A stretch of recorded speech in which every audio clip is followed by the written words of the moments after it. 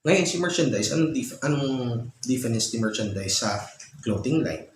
Si merchandise, basically naka-focus naman ito sa iba-ibang uri ng mga items. Hindi lang isa, hindi lang more on clothing, hindi lang more on cups, marami. Merong mugs, may t-shirt, hoodies, may mga jewelry pa yan. Basta iba-iba. Ganong kalawak ang variety ng merchandise. Isa ring masasabi siguro natin, isa pang definition dyan, isang tawag nila dyan is promotional items. Okay? So, ano itong mga promotional items na to? Ito yung mga uri ng mga items na meron nakalagay na brand. Okay? Doon nakalagay yung brand nila doon sa mismong item na yun. So, anong examples na ito? Si Disney, tsaka si WWE. Yan dalawa ang mabibigay ko siguro ng example pagdating sa merchandise business na kilala sa buong mundo. Si Disney, billion ang kinikita niyan sa merchandise base sa records nila.